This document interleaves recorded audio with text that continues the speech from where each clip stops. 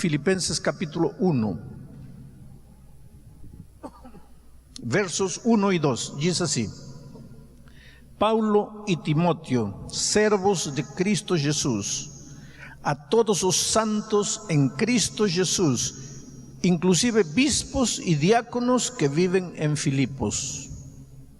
Graça e paz a vós outros, de parte de Deus, nosso Pai, e do Senhor Jesus Cristo.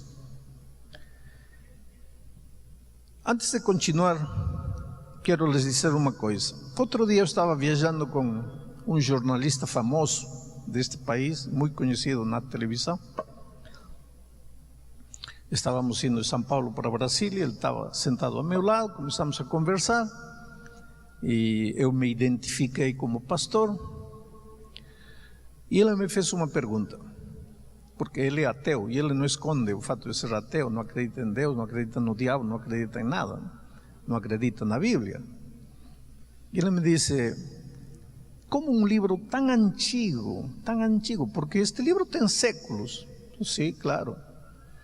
Como um livro tão antigo pode ter alguma relevância para a gente que vive hoje?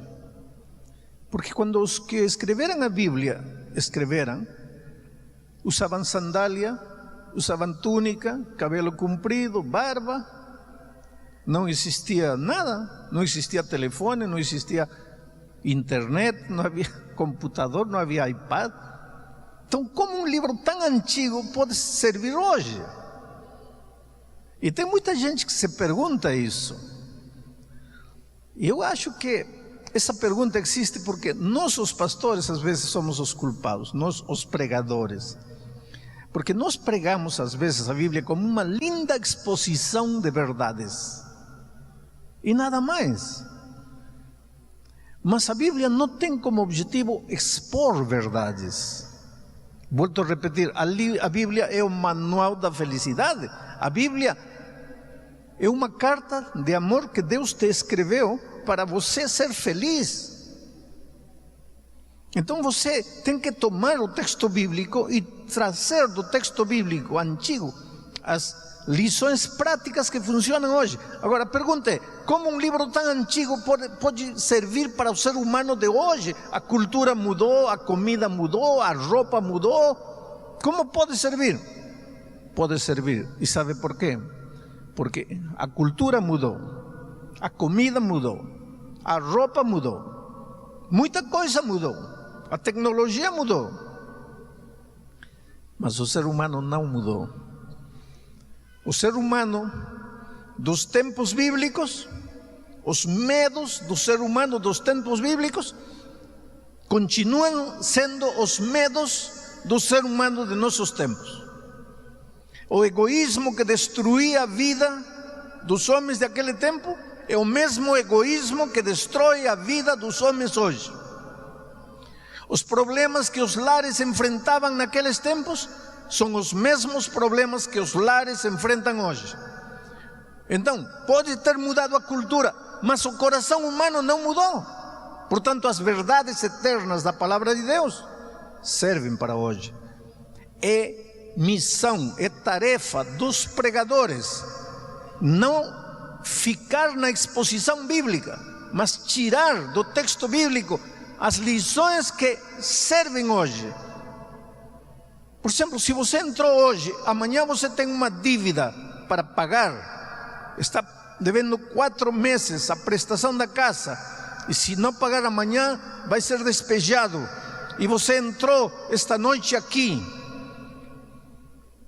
esperando uma resposta divina para o drama que você está vivendo, e eu perco 1 hora na exposição bíblica sem mostrar para você como é que Deus vai ajudar você a resolver o drama que está vivendo agora. Então eu, como pregador, não cumpri com a minha missão. A pregação não é uma bela exposição de teologia, nem uma obra maravilhosa de retórica, de oratória. Quando eu elaboro a minha mensagem, eu estou pensando em você. Agora você vai dizer, como você me conhece? Não, eu não conheço você, mas eu me conheço. E você não é diferente de mim. Os medos que eu tenho são os medos que você tem. As ansiedades que você tem também se abrigam em meu coração. Eu também sou esposo, eu também sou pai, eu também me enfermo, eu também preciso comprar pão. Eu não sou diferente de você. Então eu tento procurar no texto bíblico as respostas para a minha vida. E eu descobri que as respostas que eu acho na Bíblia para mim são respostas que valem para você. Então, dito isto, vamos entrar no texto bíblico. O texto bíblico começa dizendo assim: Paulo e Timóteo, servos de Jesus Cristo, escrevem a todos os santos em Cristo Jesus, inclusive bispos e diáconos que vivem em Filipos.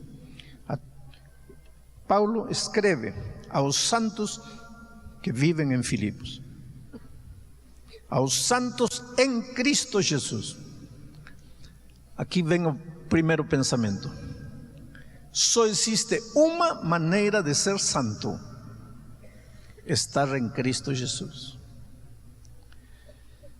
Quando você pensa em santidade, não pense em boa conduta, não pense em bom comportamento, não pense naquilo que tem que fazer, que não tem que fazer.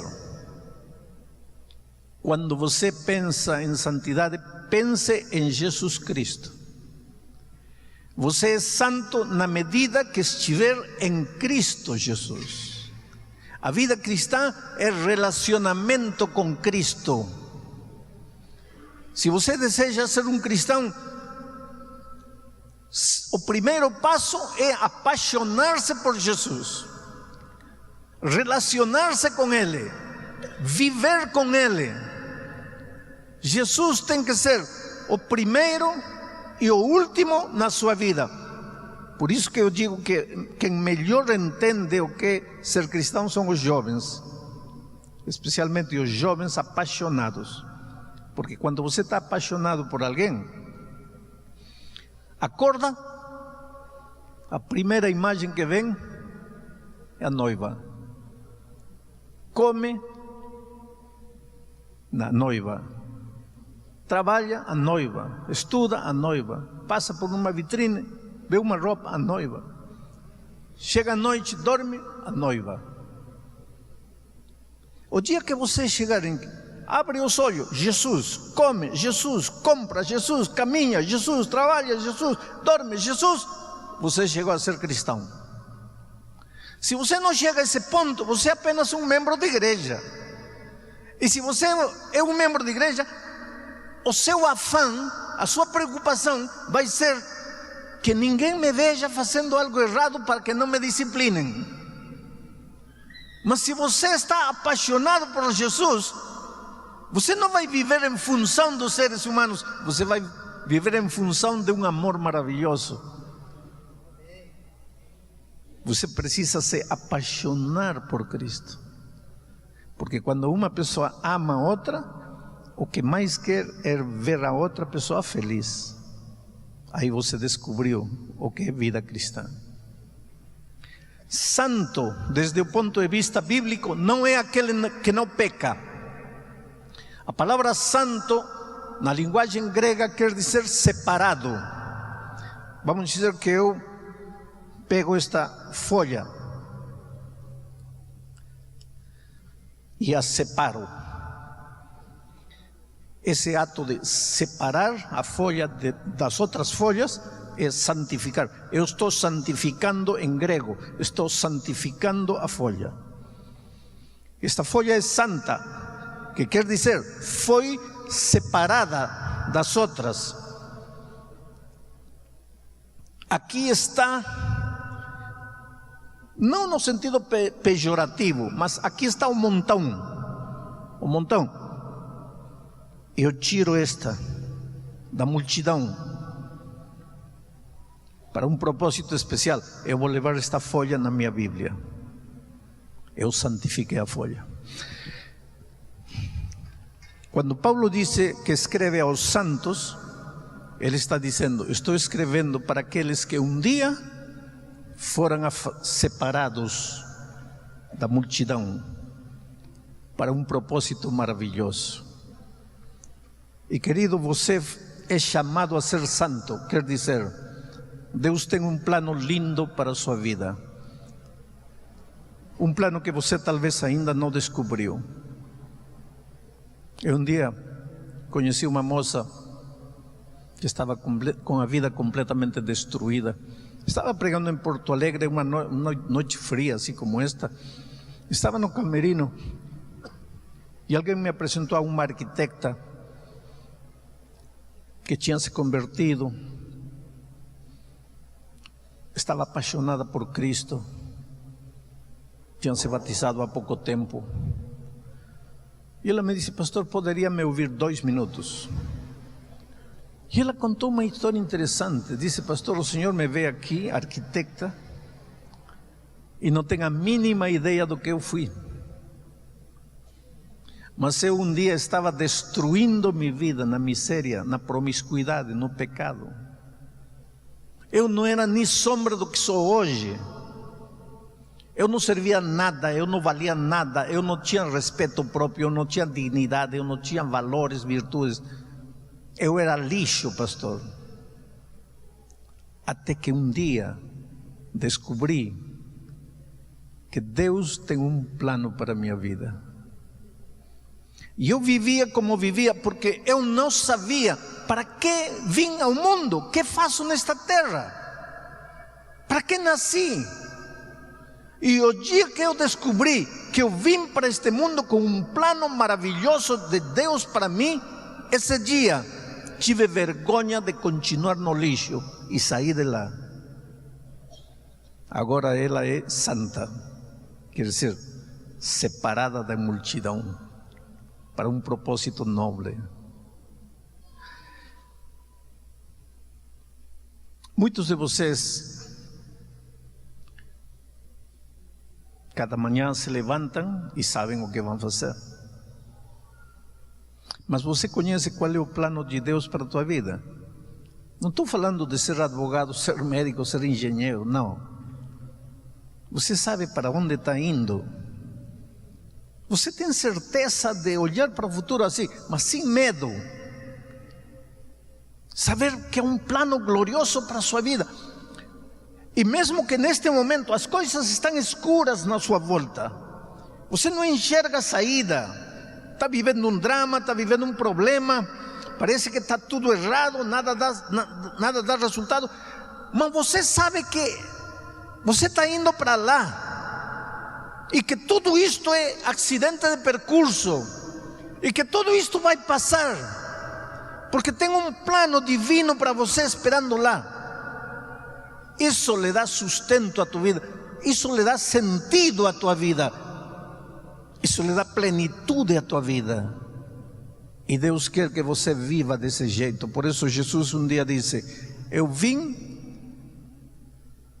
para trazer vida, e vida abundante, vida exuberante, vida plena, vida com sentido. Mas para isso você tem que ter certeza de que você é santo, você é escolhido, você é separado da multidão, você é especial, seu corpo é especial, sua vida é especial. Você não tem o direito de malgastar a coisa bela que você é na miséria deste mundo. Você é precioso para Deus. E é essa certeza interior que vai te impulsionar a abrir as asas e voar para os horizontes sem fim que Deus tem preparado para você. Mas a parte central da minha mensagem vem no versículo 2, quando Paulo diz assim: graça e paz a vosotros de parte de Deus, nosso Pai, e do Senhor Jesus Cristo. Graça e paz.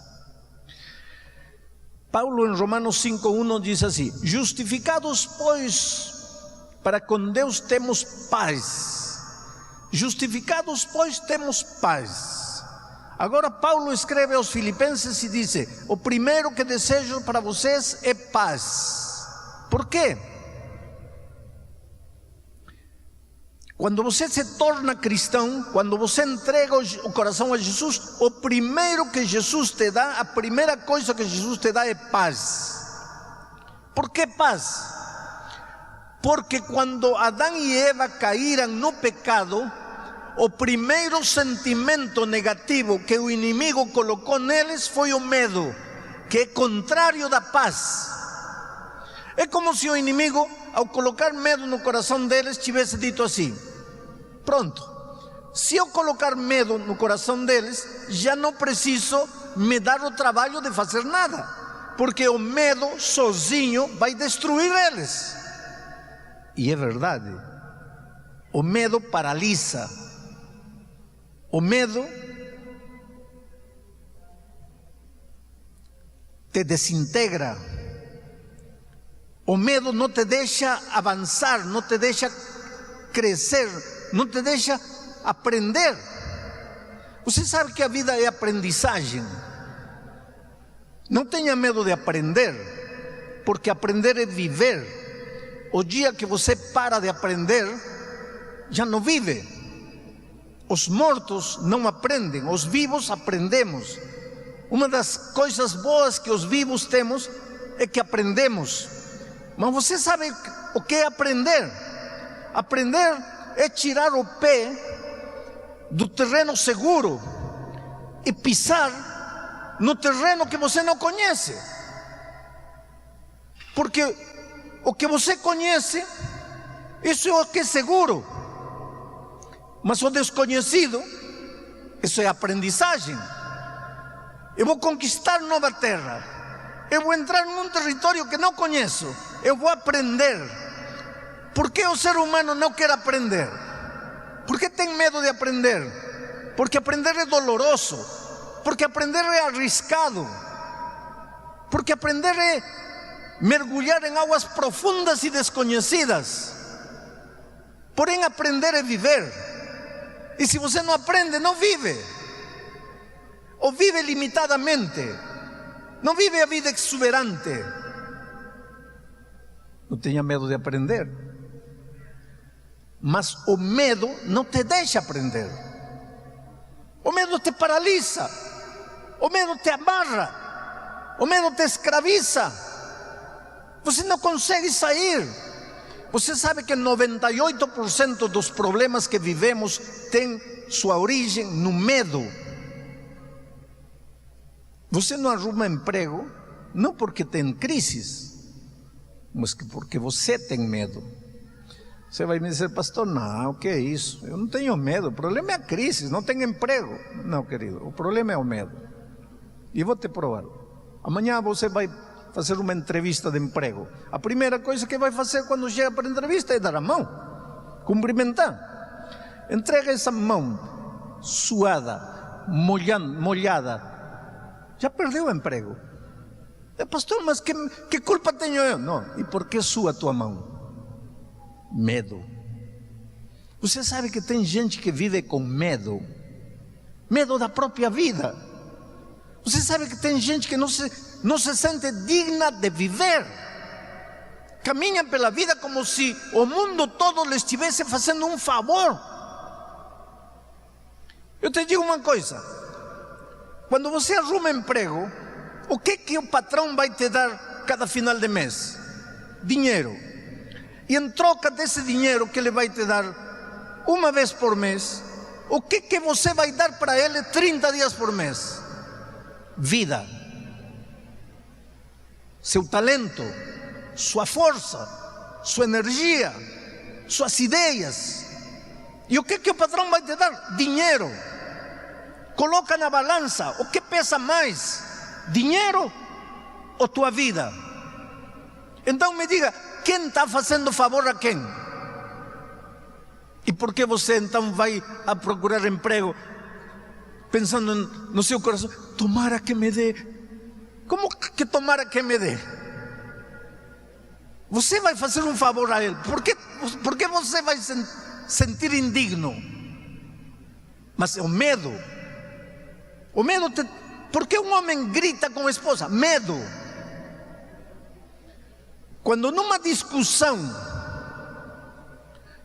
começa a gritar, para de defender suas ideias e começa a se defender a si mesmo. Lembra disso?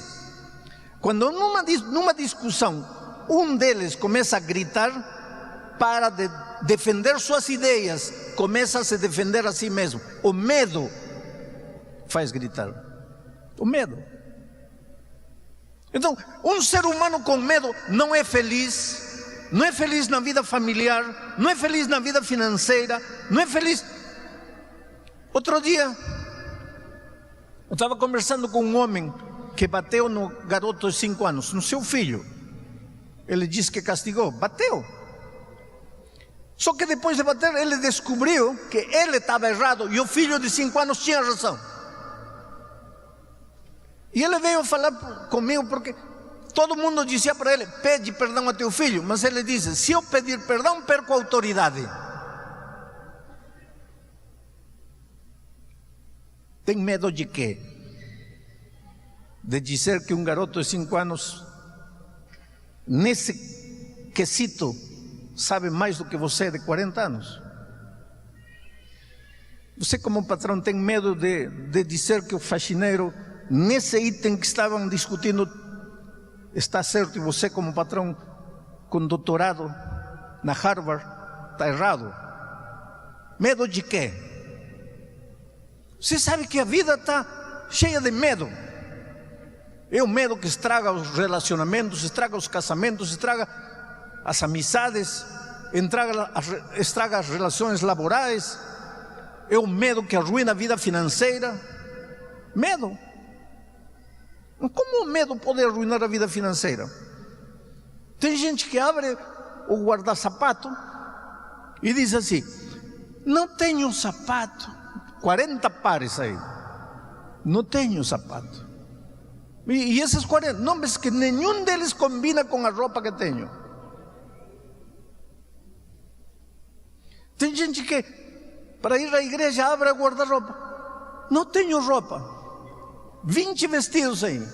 Não, mas que já me viram com esse. E qual é o problema que te vejam por segunda vez com esse? Medo. Medo de quê? Que pensem que não tenho dinheiro para comprar outra roupa. Você já viu que você vive em função do medo?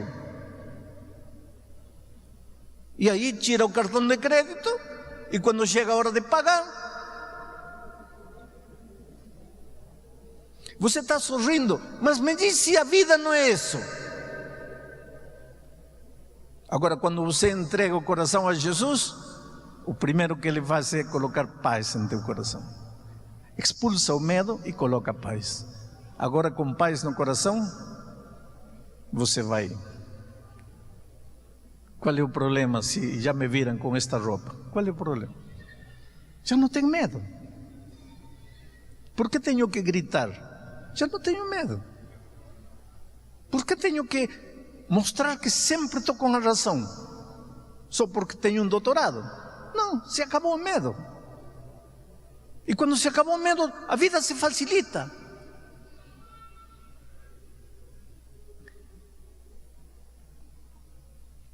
Para entender o que estou falando, assiste um jogo de futebol.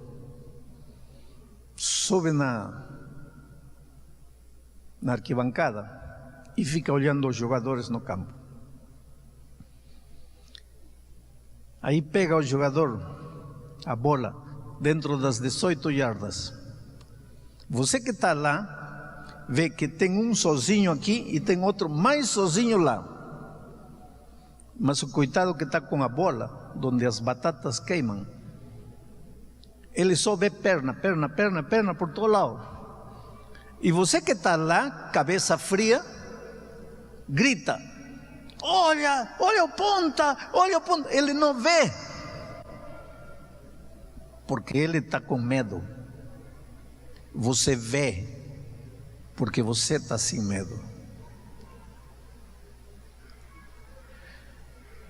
Eu não vou minimizar os dramas que você enfrenta na vida.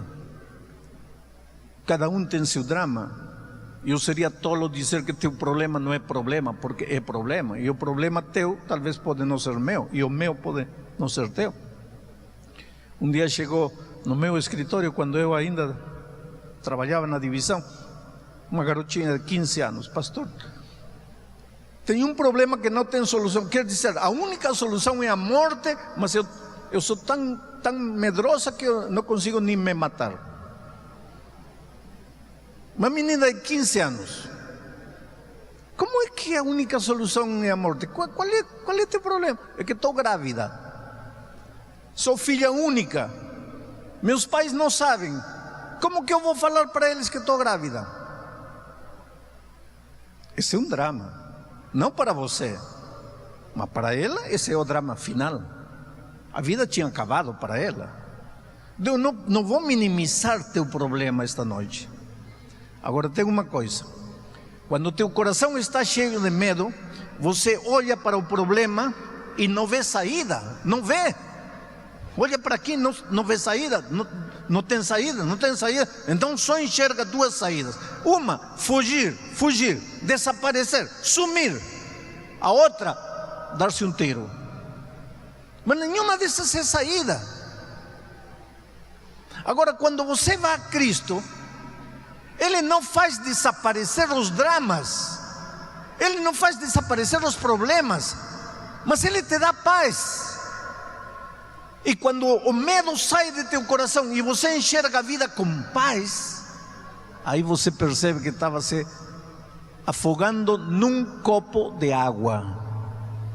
Você já pensou o que quer dizer a expressão afogar-se num copo de água? Querido, afogue-se no mar, afogue-se na lagoa, afogue-se na piscina, afogue-se no rio, afogue-se no chuveiro, afogue-se na tina, mas num copo de água.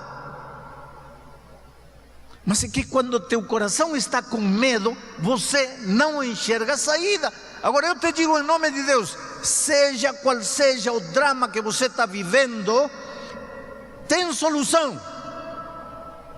Mas pastor, me diga, não, eu não vou te dizer o problema. Vê a Jesus, entrega teu coração a Jesus, renda-se a Jesus. Ele vai expulsar o medo de teu coração, vai colocar paz, e com paz você vai ver os mesmos problemas de outra perspectiva, e você vai perceber que estava se afogando num copo de água. Por isso Paulo, ao escrever aos Filipenses, lhes disse: o primeiro que lhes desejo é paz e graça. Por que graça? Porque a paz é o resultado da graça. E a graça, o autor da graça é Jesus. E graça é perdão, graça é justificação, graça é vida nova. Perdão. Um coração culpado não pode ser feliz. Todos nós carregamos no fundo do coração o instinto de culpabilidade, de culpa. Os psicólogos chamam culpa existencial, culpa de ser, culpa de estar vivo. Você não fez nada, mas tem culpa, se sente culpado. Quero fazer uma experiência, olha para qualquer um e olha assim sério e fala: olha, quero falar um minuto contigo depois de terminar a reunião. E depois observa ele, já não tem mais paz. Você vai ver ele todo nervoso. Ele não fez nada, mas ele começa a pensar: o que terei feito? Por que quer falar comigo? Mas não fez nada. E por que se sente culpado? Os psicólogos chamam a isso culpa existencial. E um coração sem paz, um coração com culpa, um coração com medo, um coração que não foi banhado na graça, não tem jeito de ser feliz. Você pode enfrentar o drama que queira, pode alcançar na vida dinheiro, poder, fama, aplausos, glória, o que você quiser, mas se não tiver paz em seu coração, nunca vai ser um vitorioso, sempre vai ser derrotado e vai esconder suas derrotas por trás da roupagem da do autoritarismo, da prepotência, do orgulho. E tudo isso acabaria se você fosse a Jesus.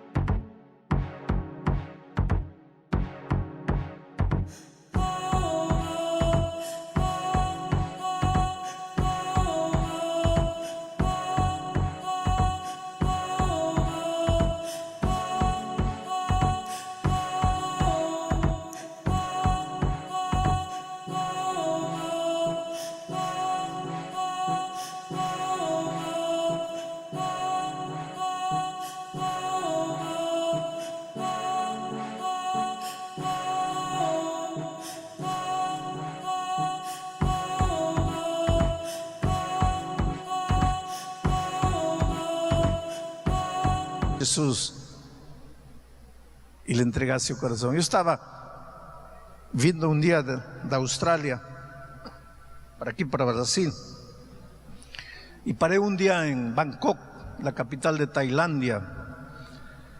Naquele tempo a Varig ainda existia, e meu voo de Bangkok para São Paulo era para Varig, era pela Varig, a Varig só chegaria no dia seguinte. Fiquei um dia em Bangkok, peguei um táxi e falei para o taxista, me leva num hotel no centro da cidade.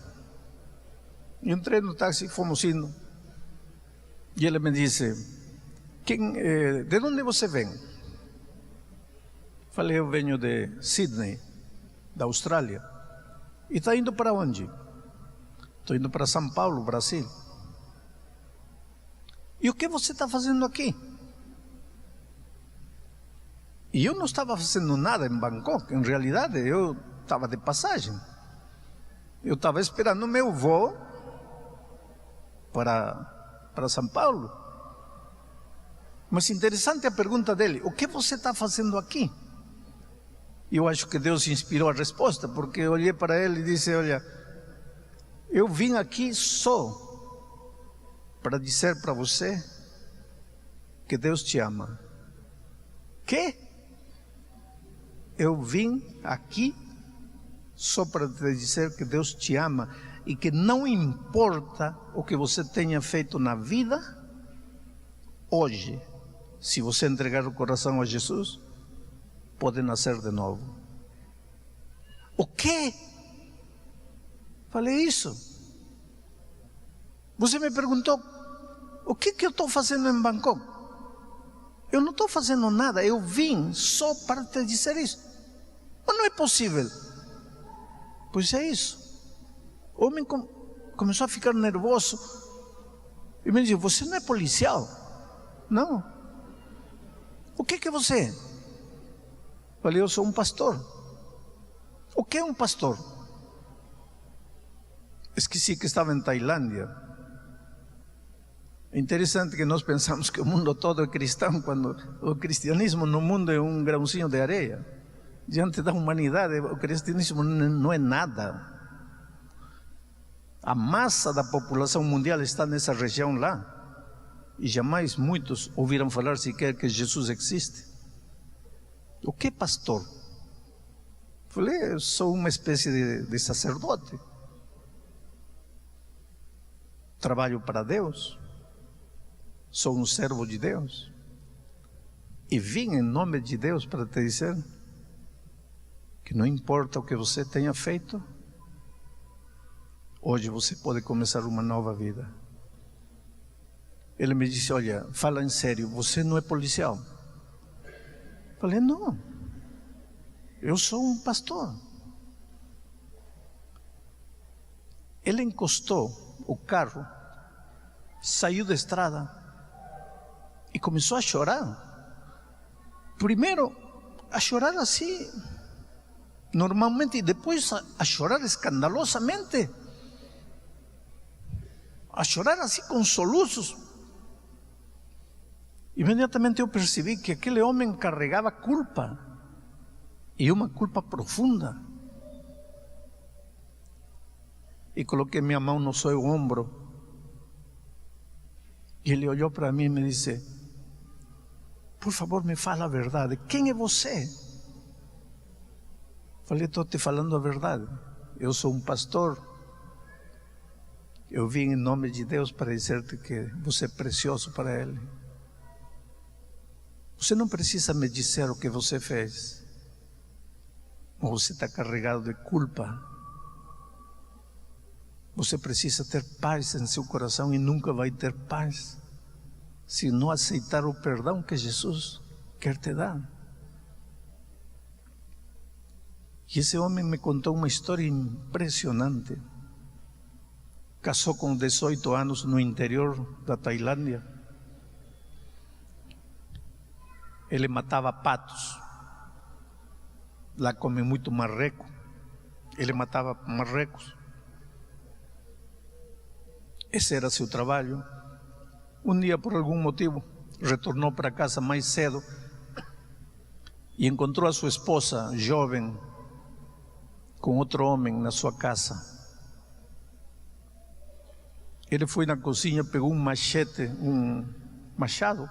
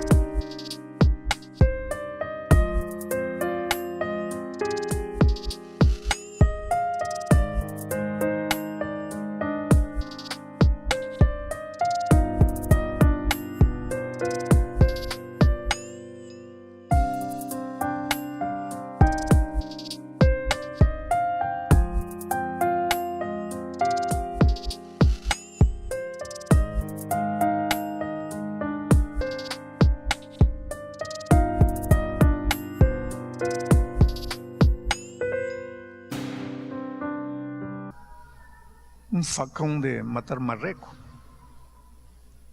e matou os dois. E ficou desesperado, sem saber o que fazer. E o melhor lugar para se esconder numa cidade grande, o melhor lugar para se esconder é uma cidade grande. Numa cidade grande ninguém sabe quem mora ao lado, ninguém sabe o nome de ninguém se importa com ninguém. E ele fugiu para Bangkok, uma cidade de 6 milhões de habitantes naquele tempo. E passaram 30 anos. Lá ele casou-se de novo, tinha 3 filhos lindos, aprendeu a falar um pouco de inglês, era taxista e fazia serviço no aeroporto. E ele disse: há noites que eu tenho pesadelos terríveis. Eu sinto como que, assim, em meus sonhos, minhas mãos manchadas de sangue. Uma voz que me disse: assassino. Eu sinto que, em meu sonho, eu vejo que os policiais entram, me algemam, me arrastam, e meus filhos ficam chorando, e os policiais me levam. 30 anos sem paz. E de repente você aparece e me diz que vem em nome de Deus para dizer que toda a minha vida passada está perdoada, que não importa o que eu fiz.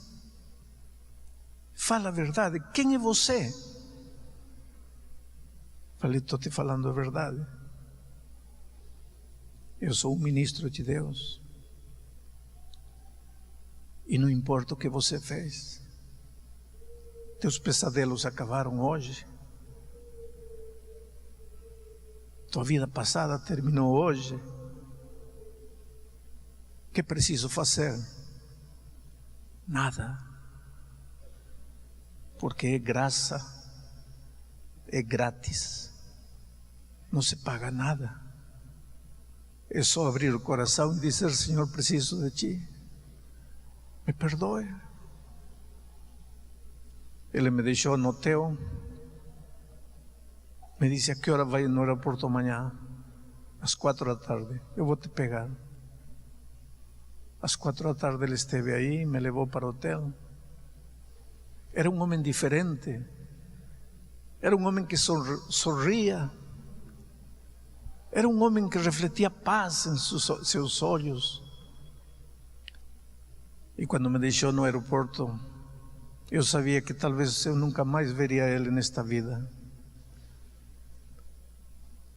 Mas eu deixei um homem que tinha recebido em seu coração graça e paz. E é isso que Paulo disse aos Filipenses. Antes de escrever a carta, disse: quero desejar-lhes graça e paz. Querido, te digo uma coisa: você é precioso para Deus. E se você me pergunta: pastor, que veio fazer aqui em Hortolândia? Não vim pregar 5 noites. Eu vim para dizer para você, em nome de Deus: filhos, teus pecados te são perdoados. Esquece o passado. Para de viver com medo. Deixa que Jesus arranque o medo de teu coração e coloque paz. Hoje é o dia de boa nova. Hoje é o dia de salvação. A Bíblia diz: se ouvirdes hoje sua voz, não endureçais vosso coração. E você está ouvindo a voz de Deus. Eu vou fazer um convite esta noite. Este convite não é para os membros da igreja batizados, porque vocês um dia já se levantaram, já foram adiante, já entregaram a vida a Jesus. Este convite que vou fazer é para você, querido, que está começando a estudar a Bíblia, está conhecendo o Evangelho, ou esta noite aceitou o convite de um amigo para vir aqui. Se você quer entregar a Jesus seu coração, sabe o que vou pedir? Você tem 2 caminhos esta noite. O primeiro é ficar sentado aí, depois se levantar, sair e voltar para continuar vivendo a vida que você sempre viveu. O segundo caminho é você se levantar e vir aqui à frente e dizer: Senhor, te entrego minha vida, me rindo a ti, te abro meu coração.